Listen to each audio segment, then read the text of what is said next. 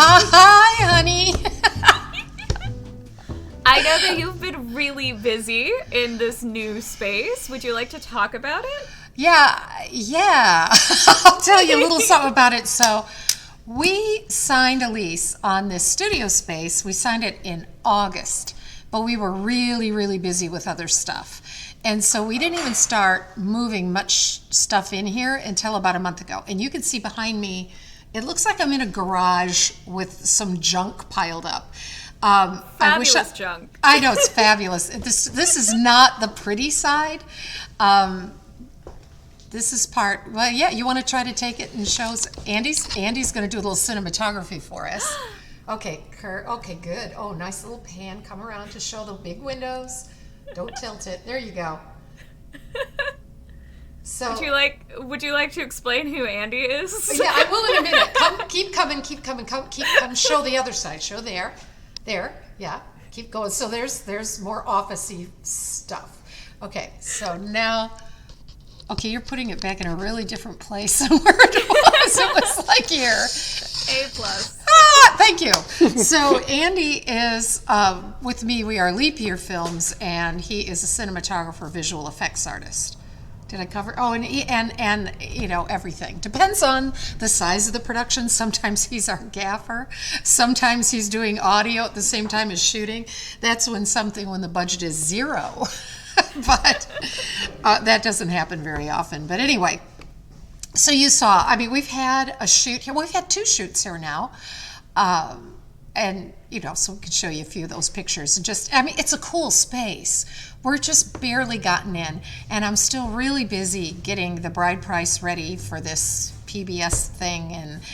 And Andy's about to have surgery on his shoulder. So we're trying to get all the heavy lifting done first, because then he's going to have 6 weeks where he's not allowed to do anything like that. So then we'll be doing all of the tedious, where do we put this screwdriver kind of questions. And those are important questions. Well, they are, but they're not important yet. You know, it's like, first let's just get all the stuff here. And that is done. Yay. There is, you can see this like weird wall right behind me. So like the top half is white and the bottom half is panel. You can kind of see the panel more if I move this way. There's that, and then it goes around the corner and back this way. And that all's going to be taken down, because that's like from the hallway, that becomes another office, but it's ours. We're going to rip that out and probably have a psych back there. So we have all kinds of plans. Who knows? Everything takes longer than you think it will. What? So that's what's going on with the studio. And you're going to see Andy every once in a while, because he's like dealing with stuff back there, trying to, while I'm doing this, he's going to try and do some things. And then we're about to go to an industry event that has everything to do with films that were shot in this general location, industry professionals and various propage. Like they've got this big, I think it's a life-size portrait of Red and who from Shawshank? Why can't I think? Red and... Oh! Who did Tim Robbins play? Andy. Red and... Oh, sorry, I forgot the name Andy. He would remember that. So a thing of Red and Andy, because that was shot a couple of miles from here. The prison is just up the road a bit, which we're hoping is a good thing for us to lure production into the area, to have that location. Yeah, it's a great location. Yeah, but also this cool studio. So we're invited to that, and they said, bring posters from your past projects. And we're like, oh, we don't have that many. We didn't really, like we made them, but we made them for IMDb. Yeah. So now, and those are too small, so we have to make them poster sized. And so we're doing all those. We still have one left. Just have one left. We've done all the others. How many have we done? Like 10. We got one more. And so we're busy getting that done before the shoulder surgery. Say shoulder surgery 10 times real fast. Shoulder surgery. Yes, you're right. You tripped up on the second. You see, it's not as easy as it sounds. No. But anyway. So you wanted to talk. Oh, go ahead. You go. Yeah, so kind of a thing that just came up in conversation on the other podcast that I do about video games, because we were talking about video game to movie adaptations, And one of the co-hosts there didn't fully understand just the process of taking something from page to screen. So it didn't realize like all of the work involved with pre-production, which pre-production is, I correct me if I'm wrong, I would argue the longest part of a project. It can So- be. It can be. It depends on the project. I mean, Yeah. like for Yes Mother, because it was shot in a green screen, that was very post production heavy, and That's that true, took yeah. that took a long time. But like the Bride Price, it took us a year and a half to get ready before we went to Africa, because we were dealing with a shoot in a foreign country, and all of the permits that are involved in that, and the difficulties of taking gear. And what we found out, talking to a friend of ours, the problem wasn't even getting the gear there. The problem was getting it back into the United States. They wanted to see original receipts from the purchase. And he goes, but I rented it. Here's the rental form. No. We need to see the original receipts. So they confiscated it. And it sat in a warehouse until the rental company came and dealt with it. And luckily for him, the rental company didn't charge him for the 3 weeks it sat there, however long. I mean, these were all the things. This is why pre-production matters, because we found out all of this before we went and ran into trouble. In fact, this guy that we know, he is a still photographer, and he wanted to be a filmmaker. And those two are not the same. So getting ready to do a still shoot is very different than getting ready to shoot a film, which was his project of the moment. And I ran into him after his first day of shooting. I ran into him at the grocery store, and he said, it was a mess. It was a mess. Oh my God, everything fell apart immediately. Nobody knew what to do. Nobody was ready with anything. And I said, pre-production. And he looked at me like he believed me, but like he didn't know what I meant. Because people don't know about this. And in fact, so just so you guys know, Cynthia gave me a heads up that she wanted to talk about this, so I had a chance to kind of think about it. And I thought, okay, what does a producer do? And I thought, you know what, it's easier to start with what does a producer not do? It's a very short list. They don't pay for it. That's what everybody thinks. Everybody. I have been argued with by so many people who aren't in the business and say, well, most of them. Like, no. Production is this vast job. You're the one making the film happen. And tons of that is pre-production. I will give you an example of a shoot that you were on. You were crew on. Oh, you were crew and a voiceover on this particular film. Oh, okay. The one about the prostitution sting. Yeah. So we had one night that we were shooting outdoors, and we needed to find a location in Columbus, Ohio that looked like Brooklyn, New York, because this actually took place in New York. And in fact, we had shot some of it in New York. So we had to kind of have the location look like, well, we just went down the street a few blocks. And our location manager found one. And the bar was great, but we're also shooting the reversals. And that's up against this perfect place. It had a little bit of a frontage to pull the vehicle up so we're not blocking traffic. It had this red brick wall, which is so cool looking. It didn't have electricity, so that means we need to get a generator. That was one of my first notes as a producer. We need a generator. We had to get permission from the owners. I think it was an auto body shop, and it was night. They were going to be closed. They said, yeah, sure, you can use it. Didn't charge us anything, but I got their permission in writing. You need that. Don't assume that you're not going to get in trouble. It's not worth it to get in trouble. So make sure you've got every T crossed and every I dotted, get permission for stuff. And then we asked permission of the bar to use their facade. They said, sure. It was some people said it was a questionable part of town. It didn't strike me as that, but we took them at their word, and we hired a policeman to be there just to kind of manage traffic and any drunk people stumbling out of the bar, because it was a night shoot, who wanted to come over and be in the movie, just to handle whatever might come up. We had an off-duty officer. I knew what the budget was for the whole film, so I'm told the budget, and it's my job. So I did write checks, but it wasn't my money. So I'm figuring out how much do we need for this part of it. So Andy was in charge of hiring the crew, figuring out what we need gear-wise, And there were 2 actors that night, so I've cleared them through SAG, Station 12. Just because someone says they're SAG doesn't mean that they're paid up and in good standing, so you need to make sure that that's okay. So we had everything ready to go. I think I covered the basics here. We were going to start late, so we didn't need to provide a meal, but we had a craft services table there for anybody who needed a snack, which you're going to need if you're shooting at night. Generator located around the side of the big red brick building, so it's not too noisy, so we have enough extension cords. We're all ready. Day before the shoot, I looked at the weather report. It was supposed to storm. Oh, great. That's not good news. Well, No. Initially it wasn't good news. So immediately we scrambled. Can we shoot this another night?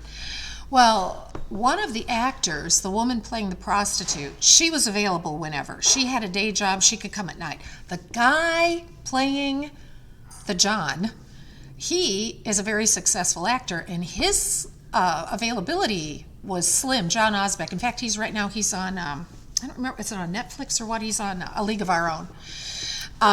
Yeah, isn't that cool? He's playing the in-box announcer on all the baseball games. So, I mean, he's a in-demand actor. So, geez, when's John going to be available? And then Andy was like, maybe we should shoot it indoors on a green screen. So now we're looking at, well, that's going to add to post-production. How much is that going to cost? That's going to make the budget just explode. And so this storm looked like it was going to be spotty. So we decided to go for it.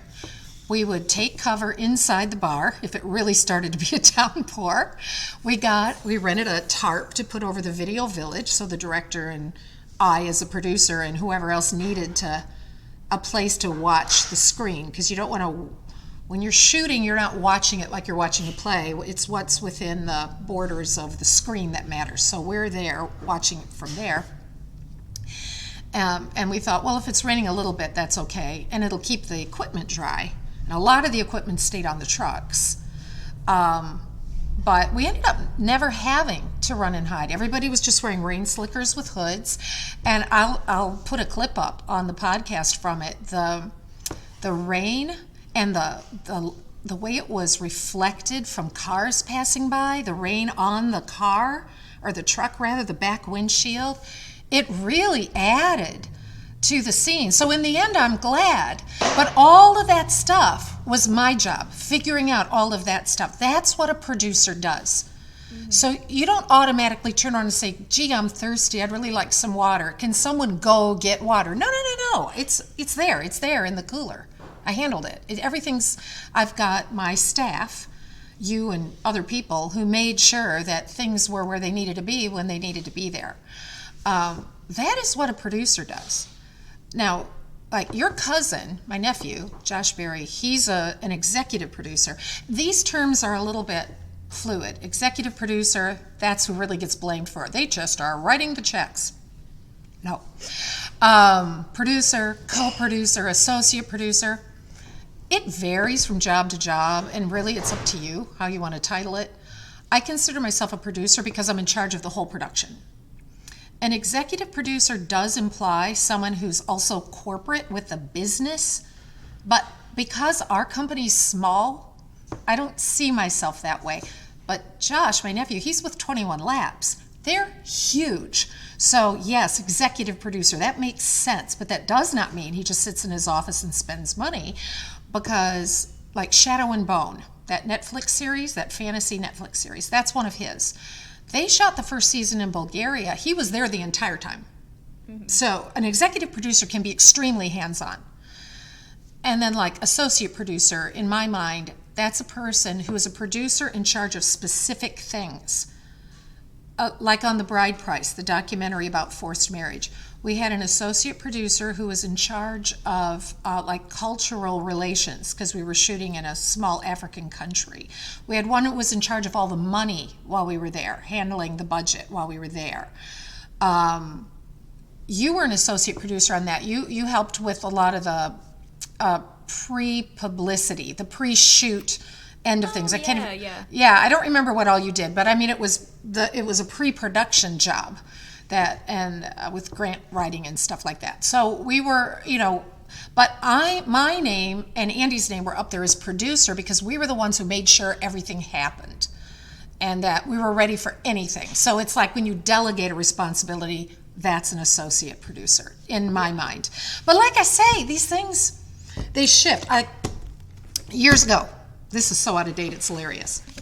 I was in LA for something and I bought this book. I do recommend it. The Complete Film Production Handbook. This says 3rd edition. They're probably up on their 23rd edition by now because this comes with a CD-ROM to slide into your computer. Love a good CD. I know, and it's got like sample forms in the back, and the actor ones are for SAG, not SAG-AFTRA. So this is this is a really old book. Yeah. But I know, it's something. But it has like at random, the production office, basic accounting, from script to schedule, post-production. Let me put my glasses on. From script to schedule, because that's kind of what we're talking about. It all starts with the script revisions, the breakdown, the board, so like it's storyboarded, which let me tell you, Andy will say this, not every cinematographer agrees with this, but he will say this. He doesn't care about getting a script. He wants to see a storyboard because he wants to see what you imagine the scene looks like. Because if he reads it, he's going to imagine what that looks like. He needs to be able to shoot what you are seeing in your head. Now, it doesn't have to be beautiful full color looking like a finished comic strip. It doesn't have to. If you're not an artist, don't worry about it. But there has to be a basic idea of how close to the people are you in that shot. Are you seeing the mountain in the background? You know, so like a stick figure with the mountain, that's enough to tell him, or like you're showing the light coming in from this way, or something like that. It tells him what he needs to know. Breakdown sheet, day out of days, that's all these forms that are here. Inventories, logs, sign in and sign out sheets. Tons. Now, you have your production assistant getting people to sign in and sign out, but you're the one who provided the logs, and you're the one who knows who's going to be where, at what time, on which day. Making that schedule, that's up to the producer to make sure.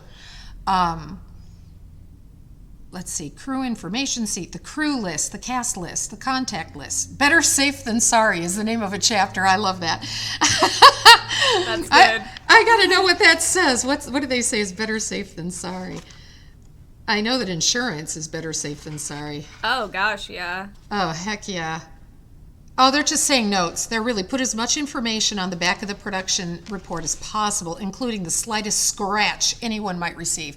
But yeah, and that's true. Every single thing has to be documented somewhere because you don't know when you're going to wish you knew when that thing happened or was reported or whatever. It matters. And then, insurance. I mean, when we were shooting that film, You're Invited in New York, we were shooting at a cemetery. And they requested a whole bunch of special limits and things for insurance, and they wanted to be named on our policy. So we had to jump through a couple of hoops for that to happen. And now with PBS, they insist on having E&O insurance, errors and omissions insurance, in case someone comes along, like we talk about in The Bride Price, the fact that Texas recently banned underage marriage below the age of 18, but with an exception between 16 and 18 with parental consent. Now, at the time of recording the voiceover for The Bride Price, that was a fact. And I did just check it recently. It's still true. But that doesn't mean that a few years down the road, they might get rid of that loophole, and suddenly they're coming after us for saying something that isn't true. That's why you have errors and omissions insurance. So, now, if you're a student and you're just going out to make a film with your friends, you don't need errors and omissions insurance. But you might want to make sure, like, if there's a shot where you're driving and the car's out there, make sure your car insurance is up to date. Make sure you're covered in case. And please don't break the law. We were talking to friends of ours whose son is a student, and they broke into their high school to shoot the scene of something or other, and they just thought that was hilarious. They did not get caught. If they had gotten caught, not only would they have flunked their project, but they could have been in trouble with the law, and it's just not worth it. Don't do stupid stuff like that. Ask permission. You'd be surprised how many people say yes. Well, and also kind of to piggyback off of that, because my roommate is a sound mixer, And she has like seen other people do stuff where it's just like, oh, it's just like fun to like get the shot and get the thing. That she has seen like photos of kids who it's just like, oh, it's their first project. They don't think about it. Doing stuff like having either a sound mixer or boom op like ride in the trunk of a car to get audio while the car is like actually driving around. It's like, hey, don't do that. Don't be stupid. That's not safe. And you do not know. You don't know. Like, be safety on set, very important. What if that's the day you get rear-ended? You know, right? It's just, there are ways. We've shot in cars before. You can rig. You don't have a boom in there. You just rig mics up in the front if you can't hide it on the person. You use lavs. You just use different stuff. And if if the budget is really tight, well, that's just where your creativity needs to come in. Well, I don't have any lavs and I can't afford to rent them. Well, think of a way to get this shot that doesn't involve risking someone's life and limb. Yeah. And we always find an answer for everything we try to do. Money isn't always the answer. Yeah. Creativity, guys, and you want to be filmmakers, that's kind of... I have faith. You can come up with something. But anyway, I thought that was a good typical pre-production, talking about like the prostitution sting one and how, God, the weather's going to mess us up. But it ended up fine. Or with the bride price, talking to people who had actually shot in Malawi before. Yeah. And then through our producers there, they hooked us up with a woman who is the vice president of the Malawi Film Commission. So then I'm like, okay, what do I need? I don't even know what to tell you what I want. I want you to tell me what it is that I want. Yeah. And she did. And I got like just reams of paper. Fill this stuff out here and we'll get it stamped and signed and this and that. And, she handled it. It's amazing. I mean, one time when we were shooting that comedy web series, I needed a grocery store. I just went into my local grocery store and asked, and they were so excited. What do you want us to do? And I said, just let us be here late at night. You don't have to do anything. But they stayed. They didn't have to, but they watched. And people often say yes because they think it's fun. They don't realize how boring and tedious the actual shoot is. And most of them left before we were done. That's often that's such a pet peeve, because I've been doing a fair amount of just background gigs to survive living in New York City, and I do not like doing like sets in public spaces where there are people, because you always get the onlookers to stop. And like there was one in particular that we were on a college campus, and it was hands down the worst, because all of these kids ended up congregating in the way of grips trying to carry heavy stuff. Sure. And it's just like, guys, it's not interesting. We're doing this one thing. Like, you're not going to see anything. If you do see anything, it's going to be the exact same thing 20 times. Like, it's not interesting to watch. And we're just trying to work. Can you, like... You're in the way. Yeah. Please leave. I was an actor on a shoot in Miami Beach years ago. And, oh man, two things. Tourists and the flight pattern to get to and from the airport. Oh my God. So they had it timed. It was pretty much that time of day, like every 45 seconds, a plane was either coming or going, and totally drowned out anything we were trying to do.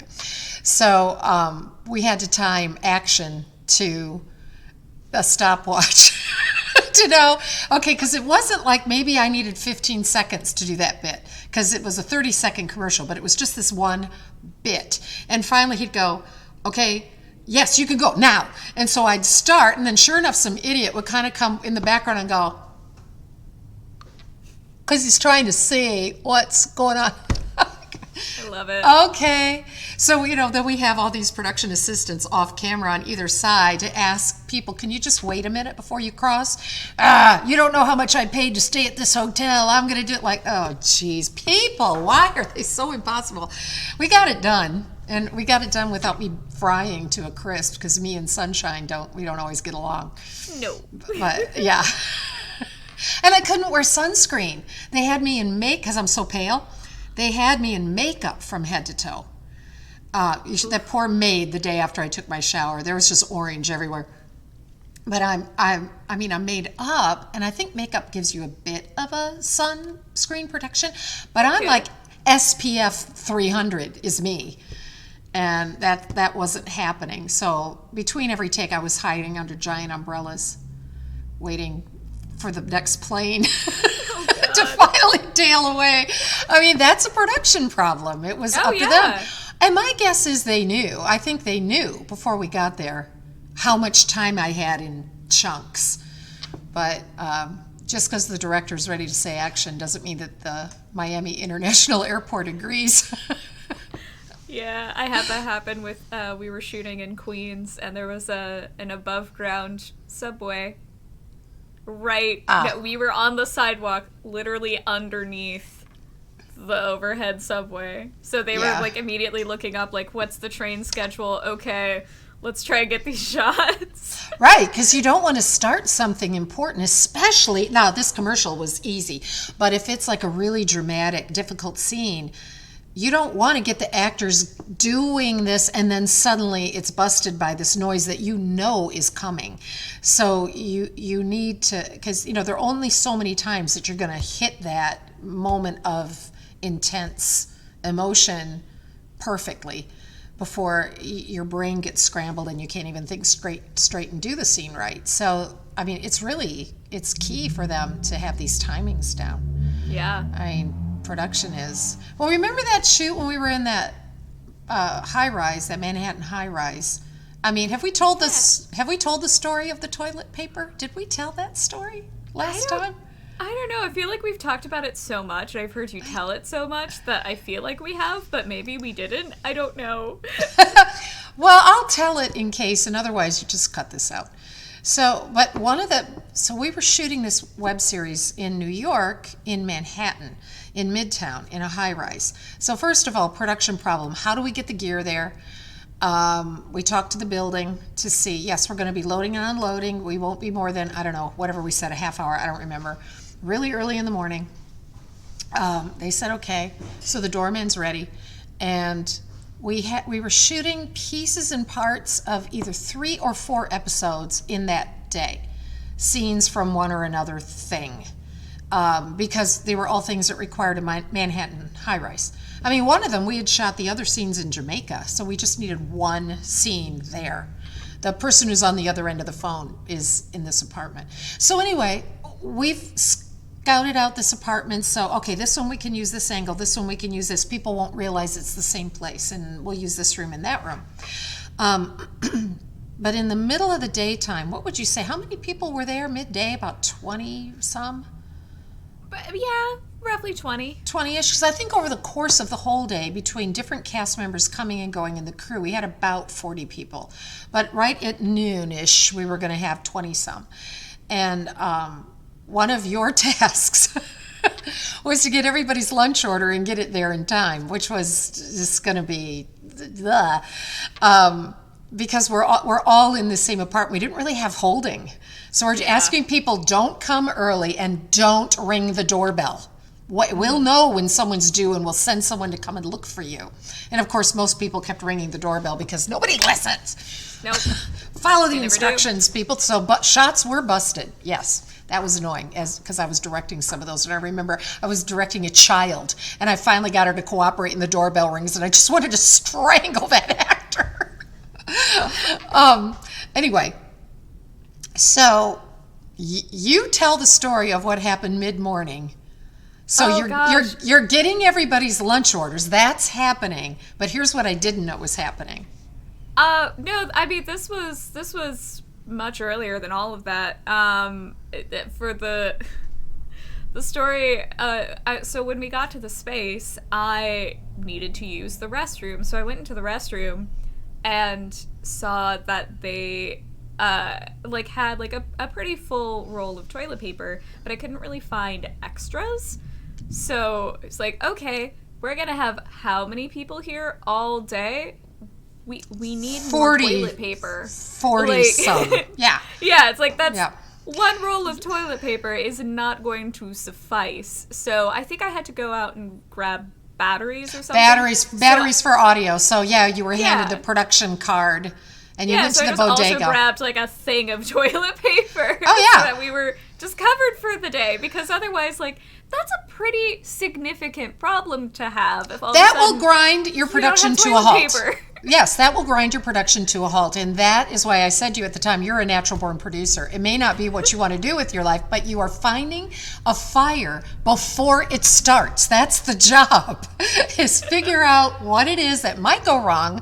So like this friend I ran into at the grocery store, everything fell apart immediately. Nobody had planned for anything. And I can't tell you how many shoots I've been on, and Andy will say the same thing, that when it's time for lunch, the producer will say, "Oh, I guess it's time for lunch. So what do you guys want to do?" What? No. No. You're going to spend 45 minutes just arguing about who wants to eat what and where that might be found. And I mean, no. So, I mean, on that day, when I turned to you and I said, "I think we're getting close to break for lunch," you just pointed over to this big table that was set up. All the lunches were there with each person's name written on the top of the box. My life is easy. Yeah, that's because you are on a very tight schedule, so you don't have time to be scrambling around and whatnot. So Yeah. it's like if For- it's time to break for food, it needs to just already be there. It has to be there. And for crew, they have to eat first. Crew eats first, actors eat after. I was kind of Always. shocked. When I moved to the Midwest, everybody's getting in line willy-nilly. In LA, no actor would dare set foot in the line until they saw all the crew was there first, because they've Same been there. in New York. Good. They've been there longer. When, let's say your call time is 7, their call time was maybe 5:30. They've been there longer. They never sat in holding. They were working the whole time, and their lunch might be a half hour where yours is an hour, because they have to go back and set up the next shot before they need you. So crew eats first. So you don't want to waste time figuring out who wants to eat what.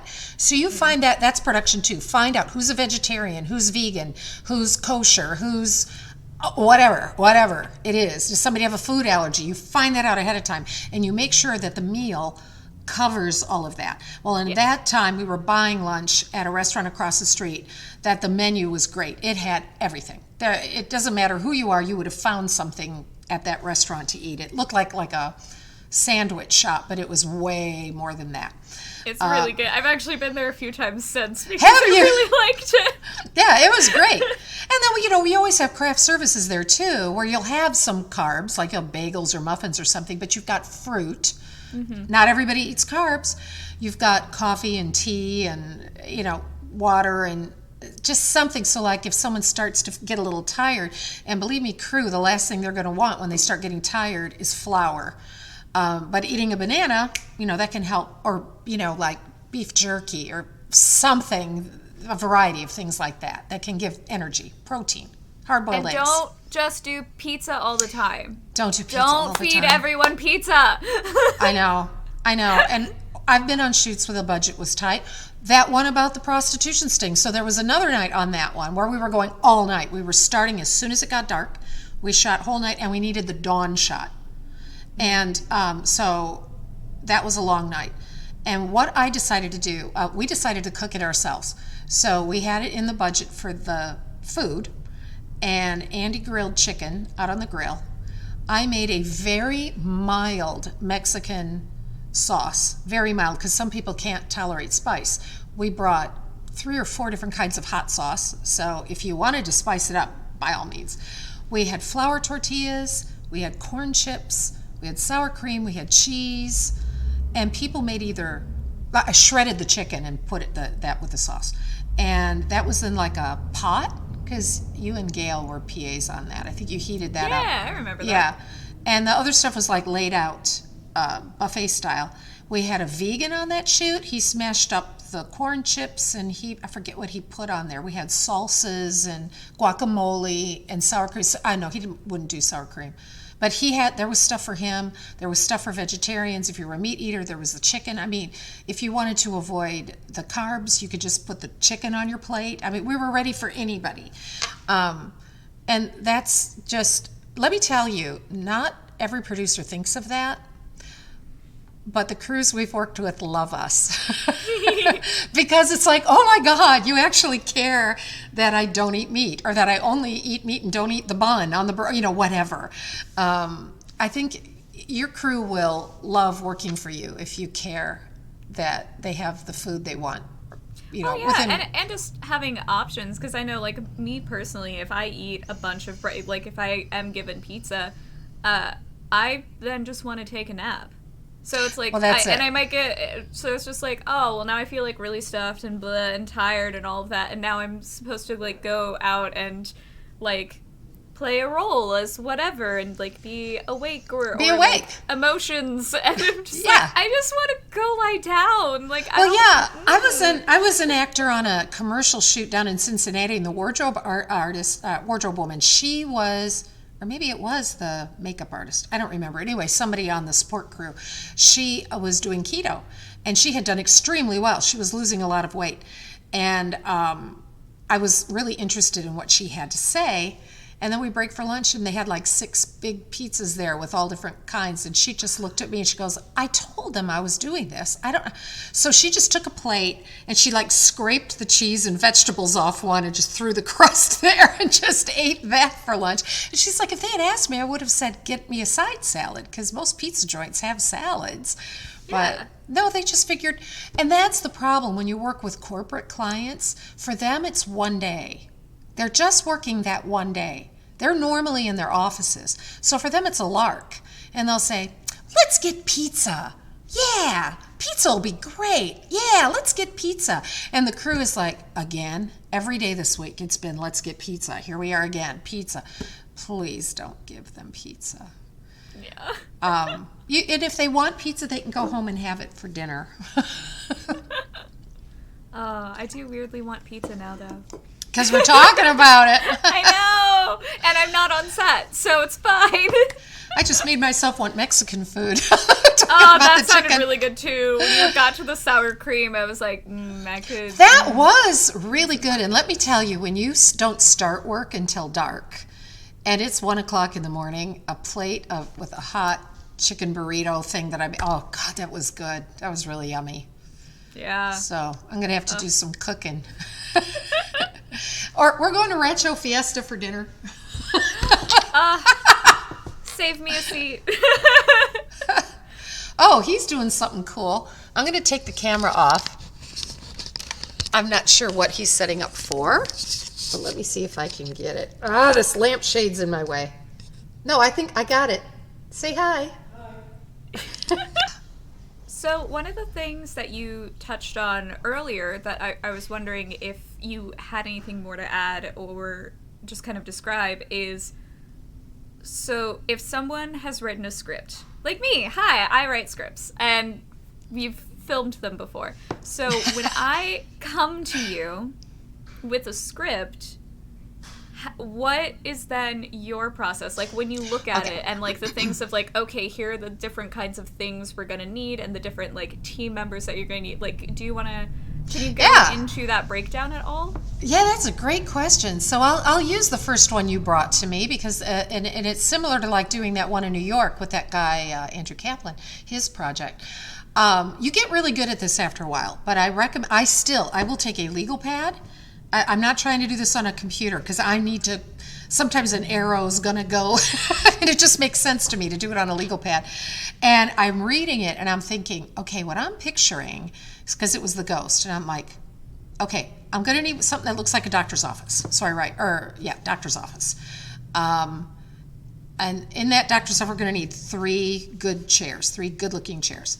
That was Mike Miller's office at the Renaissance. A friend of mine is CEO of this, used to be CEO at this theater. He's retired from that now. And we used his office, we booted him out. Used his office, I wrote medical degrees. So I printed out fake medical degrees. I got some templates off the internet. They were so small you couldn't read them, but they were off in the background anyway. And then there's something about the ghost doing funny things. So I just kind of wrote funny things. So then like, juggling. She's doing art. Okay, I need an easel. I need an easel and a palette and a paintbrush and some little paint, make the palette look a little bit messy. So I'm going to get some paints.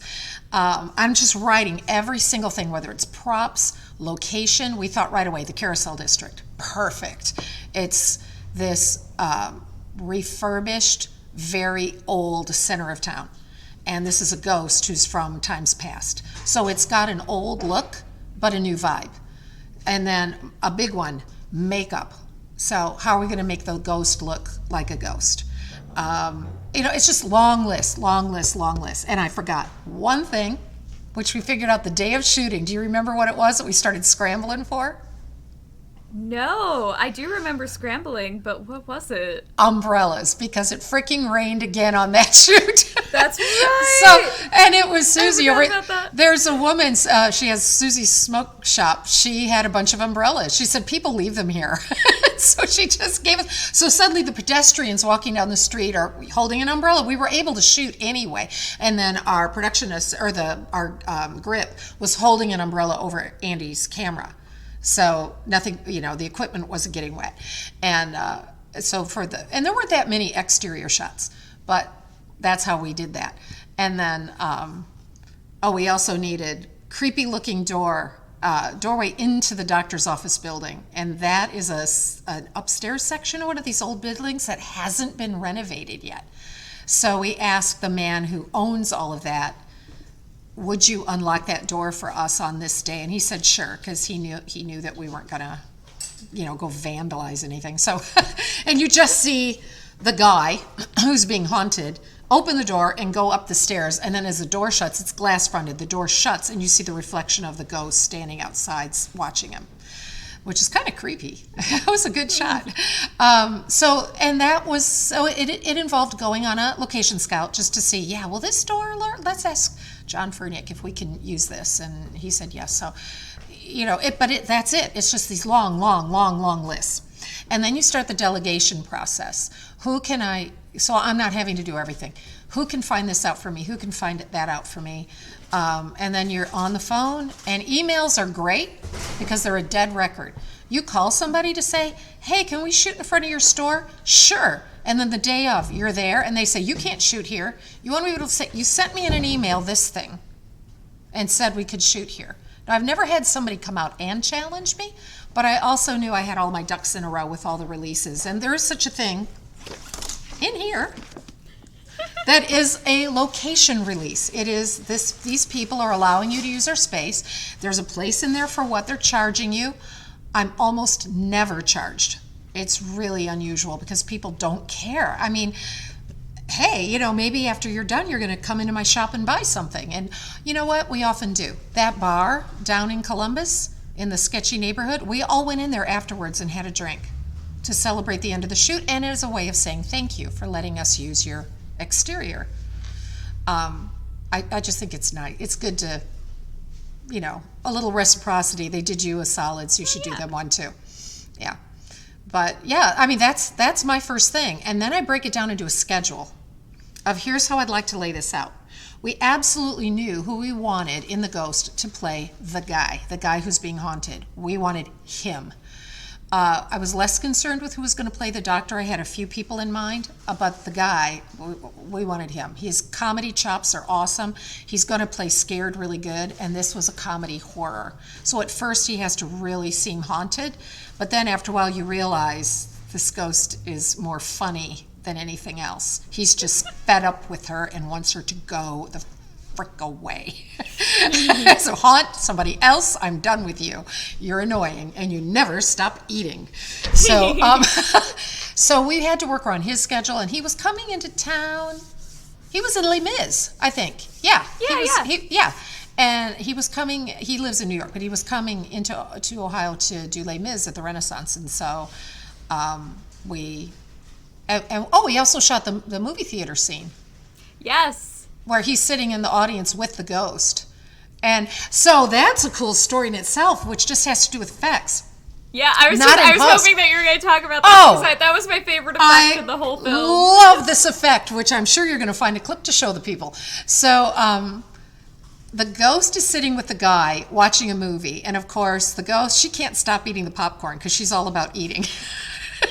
Ghosts aren't supposed to want food, I thought. But anyway, and then we had extras, and a crew member was willing to jump in as an extra to just play other people sitting in this theater. And we actually used the auditorium of the Renaissance Theater for this.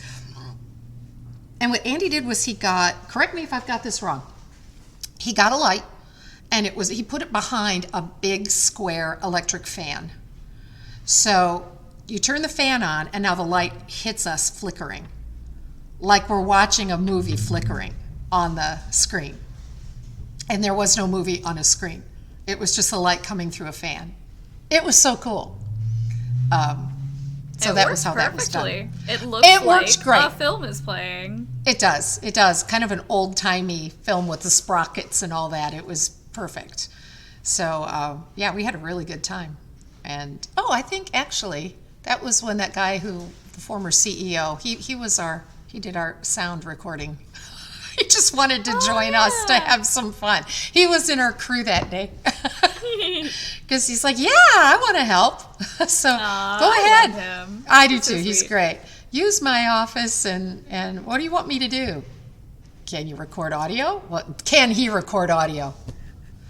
I mean, I'm going to give you one of his credentials. Back in the day, when digital was brand new and like Final Cut, I don't know what was first, whatever was first, he had the audio recording studio in New York that had it first. And I know he was recording, I'm not going to remember their names, the two women who used to play for Prince, but they were also a duo act, but they worked with Prince all the time, like Raspberry Beret was them. I can't remember their names. Anyway, he was the audio engineer for them. So yeah, he knows how to do sound mixing. Just a little bit. We were in really good hands that day. But yeah, I mean, that's how we do it. And And now, I know one of the things is also finding people, like crew members. So it's just like seeing what kinds of things we would need, and like so bringing on someone who's then in charge of hiring the individual, like, okay, well, who is doing sound, who is going to be a PA, who's going to do grip, gaff, like all of those different positions. right. Because And then assembling a crew is also right, and you part of negotiate the rate with each one of those people, and then you tell them what their budget is. Because if there's any additional thing, it's like, okay, we've got this gear, but we're going to do this one additional thing. Do you own the mic for that? Okay, what will you charge us to rent that for the day?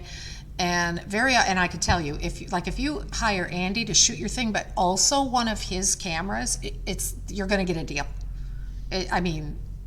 Because he's getting two rental, himself and the gear are being rented, so you get a deal that way.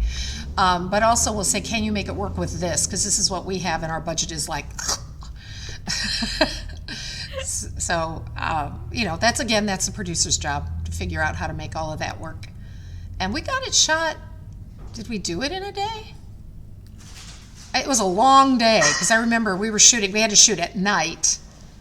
And our sound mixer's house, we used that as the house where the doctor lives. They just let us take advantage of them every which way. And he didn't charge. He's not going to charge. I think it may have been a day and a half, because we also shot in your house.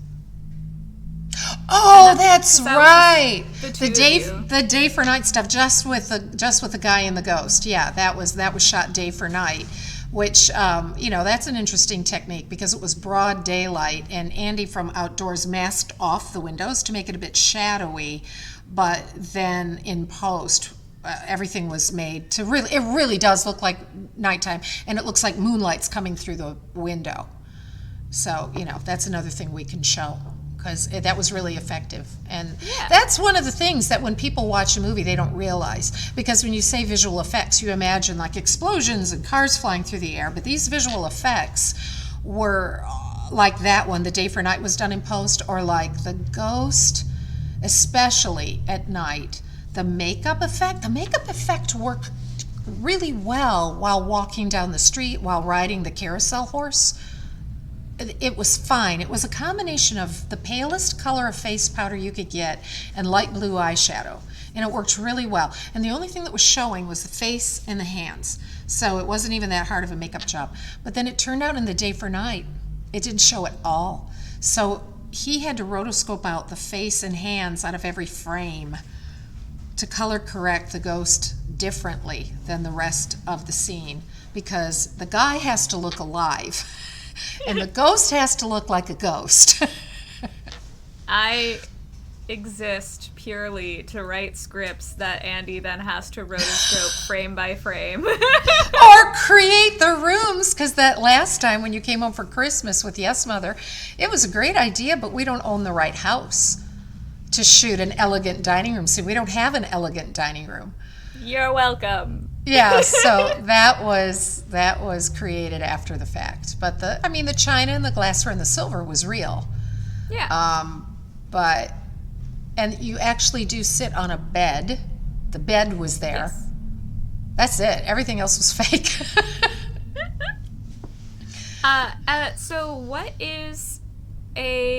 So if you're presented with a script, I'm just kind of wondering what potential challenges, because I know that you've been presented with some scripts before that you just kind of took issue with just practically, of just like how, either missing information from the script, things weren't like fleshed out enough for you to like get a clear image. So do you have any like specific things you look for in a script for it to actually be shootable, or like any preferences, if you could talk on that? Yeah, I'm going to answer this question by giving you 3 examples, because I think it's all covered in there. And the first one, there was a thing we ended up not shooting that it was going to have a car chase in it, but a slow car chase, not a speed demon kind of car chase.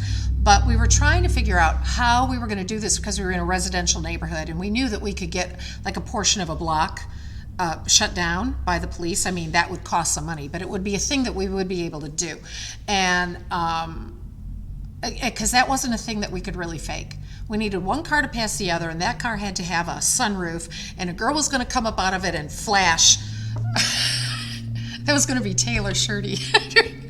Pretend you would see it from the back. You wouldn't actually see anything, but then you see the faces of the people in the car behind going, oh! And that was really all we needed, was that bit. But we were working out how we were going to make this happen when the project fell apart. But you see, we had read the script and right away started thinking, okay, is this a thing that we can do? How complicated will it be? What kind of equipment would need to be rented? So how much is this going to cost? Because then we have to go back to the director who presented us with the script and say, here's what we propose. Because I don't want anybody to think, oh, can you do this for X $1,000? And they don't realize that we're going to need to have like the car being on a wagon, or that we're going to have to get fancy here. Even shutting down a block of a residential street can get a little bit dicey. So we were trying to figure out what was going to be involved, because that is how I read a script. What do you need to make that work? What were the other examples? I had 2 other examples. I can't remember the second one, but I remember the third one because it really matters.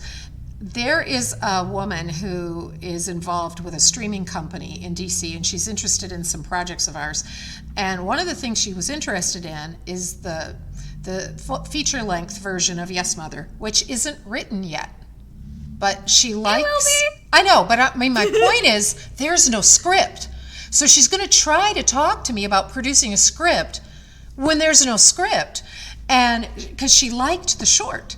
And she was imagining, so I said, well, here's what I imagine. I have no idea if that's what's going to be on the script, but I'm telling her, like, I would imagine we would need this house. It's going to have these kinds of rooms. We would also maybe need these kinds of exterior shots, because the short doesn't go into that. But how do we, we're going to have like the police. Does she end up going to the police station? How is this done? And she said, well, do you think you could do it for like, I don't remember what price she gave. It was in the hundreds of thousands, so low budget. And I said, I can't answer your question because there is no script. I said, I've gotten to a point now where I'm pretty good at reading a script and, yellow pad, and I'm writing down all the things I'm going to need. And then Andy and I sit down and crunch numbers and think, well, here's the cheapest we could do that scene because we would do it this way. But if they want it flashier that way, it would cost probably this much or this ballpark. And you kind of go through. But there is no script, so I can't do that yet. And she accepted that, but she said, when there is a script, please send it to her. And I said, yeah, sure. And at that point, she'll probably ask me, what would you need? And that's when the haggling starts. So really, it's not like when I look at a script, I think, can I do it or not? It's like, how much would it cost for me to do it? I know what the one in the middle was going to be. Remember, I was approached about directing a feature that would be shot in the Philippines. Yes. Yeah. Yes. And I have no idea if that's going to happen. I mean, at this point, it's at a standstill. But I said yes, with a huge caveat. You have to have some experienced Filipino producers and crew on board. It can't be me with my usual people that I work with, because the reason why she asked me was because we accomplished doing this in Africa.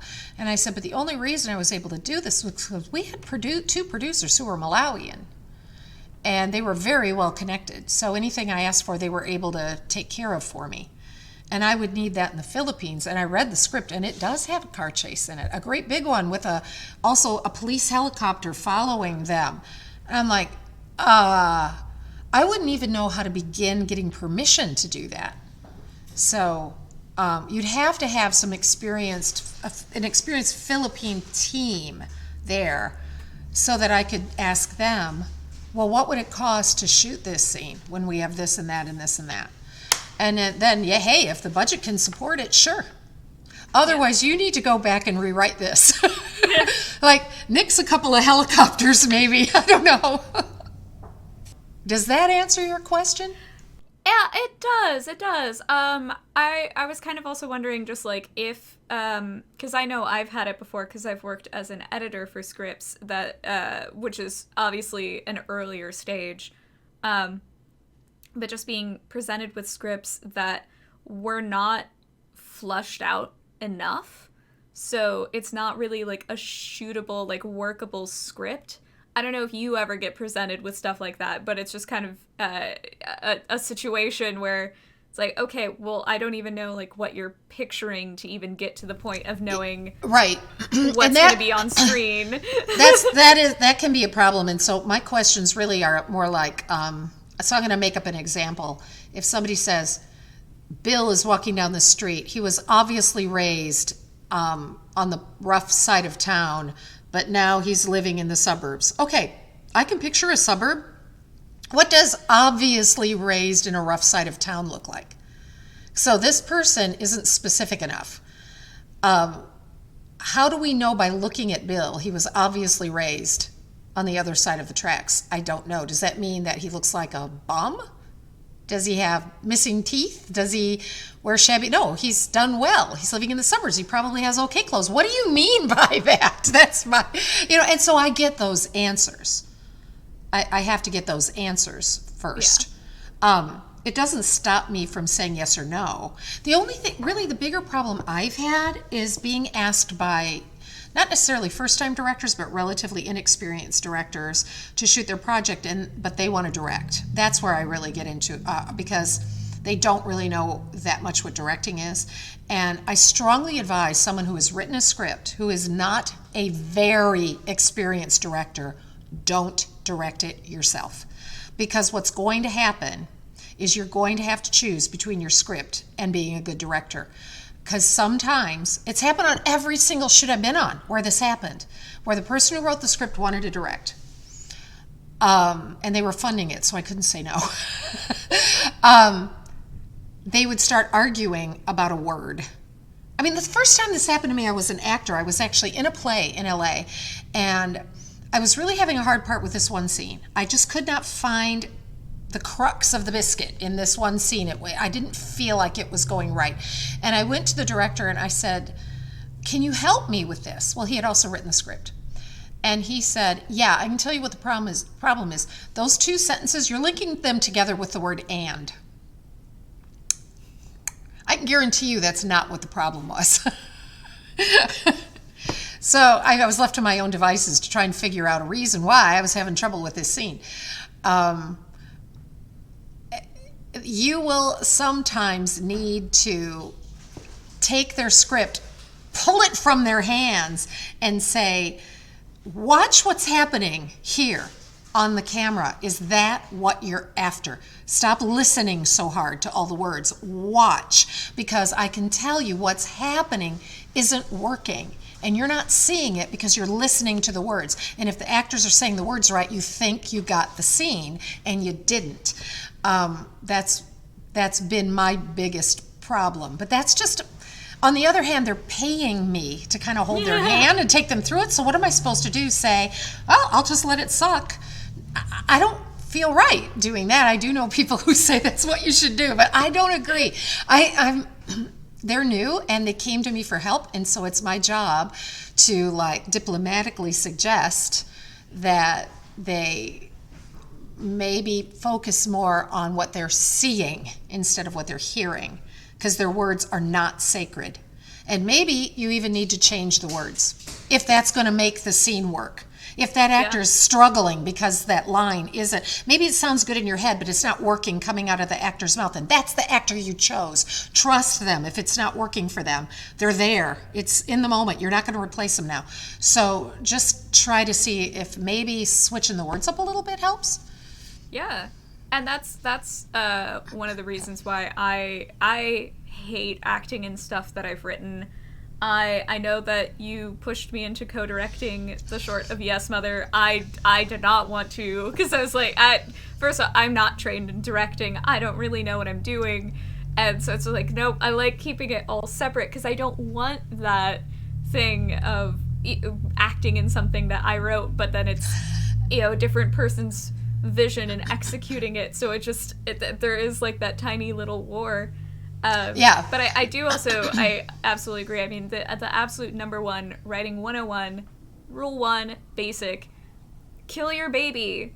You have to be willing. Kill your baby. Like, it's not gonna, like, in order to make the overall piece be better, you might have to make edits that you don't want to make, but it's going to make the product overall infinitely better. So, yeah, don't be overly married to it. You have to be flexible. Yeah, I'm the same way. Which is such a great phrase. I'm the same way. I hate acting in something that I'm directing. I don't mind if I was the producer, but I mean, if I did, if I have to direct and I've got my shot list, I mean, this actually happened to me once. I had the shot list and I handed it to a different producer, and they didn't get all the shots because they thought one of them was something that I didn't need. Ugh.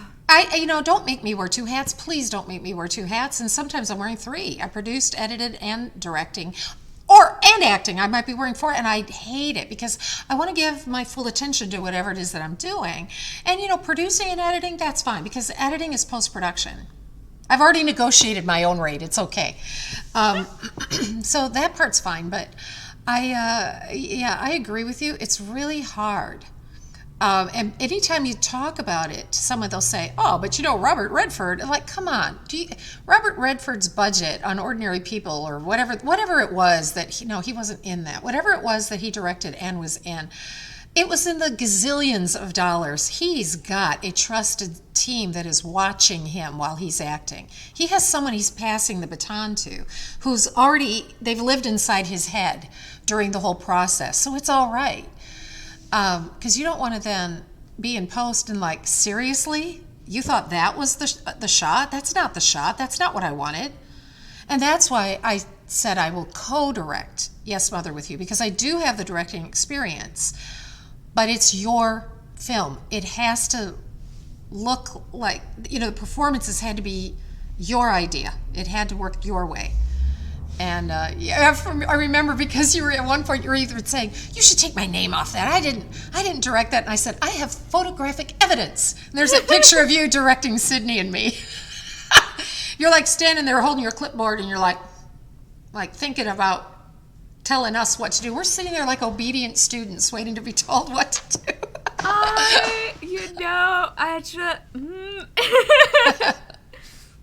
always fight it. Oh, no, and I get it. When I first started directing, I really resisted. I did not want to. But then I realized as I was doing it that the people pushing me were right, because I did have the best grasp of the project. And out of everybody else who was available to direct it, I was the one who knew the most.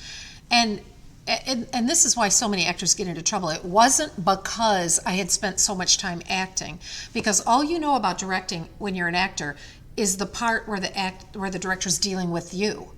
So you understand what a director needs from an actor by being an actor. What you don't know is what the entire production needs from the director, and what like your crew needs from the director.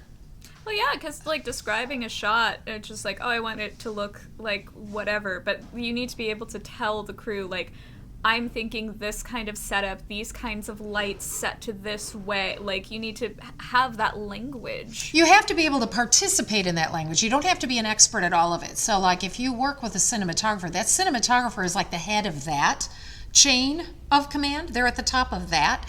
So, like, if you say, you know, I want it to kind of look like, you know how when the sun is setting and sometimes it's a little bit pink and that light's sort of coming through the window. Now, you don't have to say what gels to use or what lights to. If you can describe it really well, then your cinematographer will know what to tell the gaffer. So you need to be able to relate that, though. You can't say, you know, like when the sun's starting to go down. They're going to need more than that. Or, I mean, they'll set up a beautiful shot, but you might say, no, that's not it. Don't make them guess. You got to give them something they can grab a hold of. Yeah.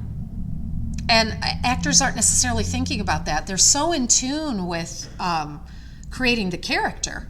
That's their point of view. They're not thinking about these other problems. They certainly aren't thinking about, so tomorrow when we shoot, where are we going to get lunch? And what time do you think we should order it? And let's give them a heads up that we're going to be calling needing a lot of stuff. You know, they're not thinking about that. So suddenly you're in charge of a production, and, you know, that's like the producer's job ultimately to do that. But, you know, the producer and the director are going to be sitting and having a lot of conversations. I mean, you can't expect everybody to hold your hand for you. I mean, there are people who go to college a whole bunch of years to learn how to be a director. It kind of matters that you know more than what they tell an actor.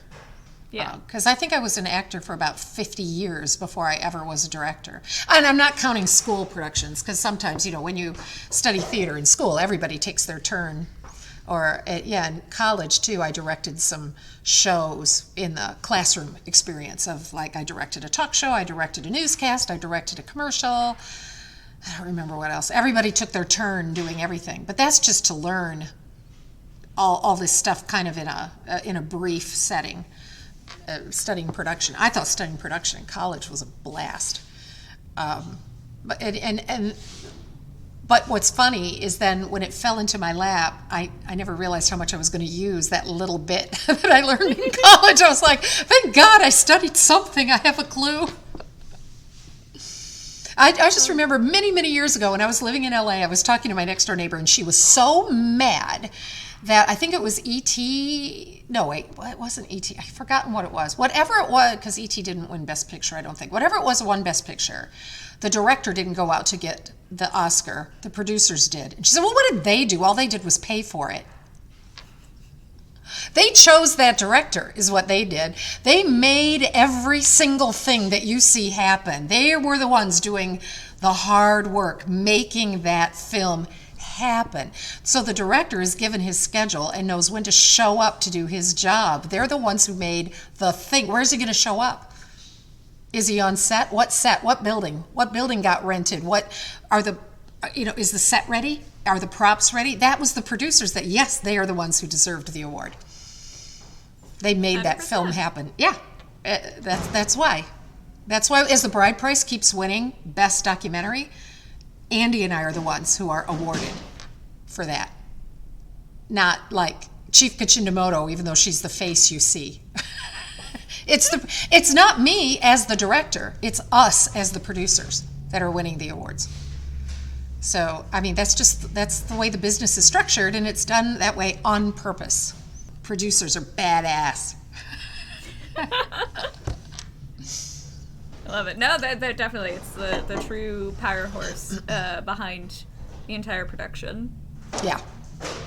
Yep, they're the boss, in fact. They have the power to fire the director.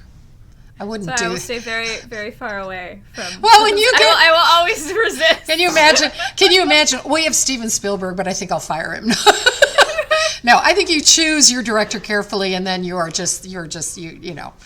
Or it could be the director that has the project. I know with The Perks of Being a Wallflower, because Stephen Chbosky wrote the book, and he was the one trying to get this thing sold. You know, he adapted it into a feature-length script, and he was struggling to. He had money raised, and he had it partially cast. He had like the 3 leads. He had that cast, and then Emma Watson said she was interested, and suddenly everything he had previously planned went away.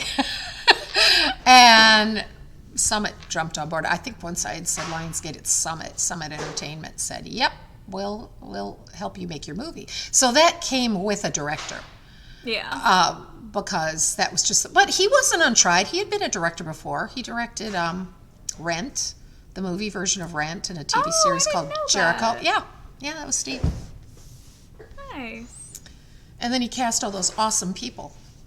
I don't know. Emma's mom was a little. Emma's mom got most of her scenes cut, so we talked about that. We don't need to revisit that. No, that's. Next time. The next time you're Emma's mom. Yes, that's it. The next time I'm Emma. Steven, you owe me because all those scenes went away, so I need another chance. Steven Recast tried. Emma He and tried. me. Yeah, he did. Did you have anything else? This feels like we kind of covered it. I think we did. Yeah, I think we did. I think that covers it. I mean, if somebody has a question, they can always write a comment. And by the way, this is 100% based on my experience, because anyone I've ever trained, you among other people, every shoot is different. Yes. And if you go out and you get a gig working with these people or those people, you're going to say, they're not doing anything like the way you did it. Yes, I know. I know that. Every shoot is different. What I described to you was my experience and how I approach producing something. If you go into this, you may come up with your own way. And if it works and things don't fall apart on day one, like with this friend of ours, well, then I'd say your way is absolutely valid. Yeah. No, absolutely. I feel like, at the end of the day, if you have the project done, that in and of itself is just such an accomplishment, because there are so many people who they talk about wanting to get into the business, or like they have ideas that they want to do, and they never do it. No, they don't do it's all talk. And honestly, I think talking about what you want to do is a waste of energy. That doesn't mean never tell anybody your dreams. What I mean is, I think that could be good for like springboarding and like getting exactly more clarity. But on hold your yourself back, because what you're doing is you're robbing your mojo. Put that energy into doing the thing. Make it happen, because it's incredibly hard to make happen. It's all pushing a boulder up a mountain. And the more you talk about it, the less likely it is you're going to do it. I just think it just dissipates that dream into, I don't know, like conversation at a cocktail party. And really what you want to do is say, I did the thing. Yeah. Not, I'm going to do this thing. So maybe only talk about it where it makes sense, like, brainstorming sessions or something. Or tell your therapist. And then otherwise, keep your mouth shut and make it happen. Yeah. Apologies to if I talk to any therapist about the weird ideas. I'm like describing Yes Mother. It's like, what are you gonna do? I'm gonna have my mom play someone who kidnaps me. Yeah. You want to unpack that? She's bad. So anyway, yeah, I guess that's it. That's it for this time. Thank you everyone so much for tuning in. Please, as she said, if you have any questions either about today's topic or anything else, please feel free to leave comments down below. Thank you so much, and we will see you next time. And or a future topic, an idea for a future topic. We'll be happy to tackle it. Yep, okay. Well, thank you. Bye.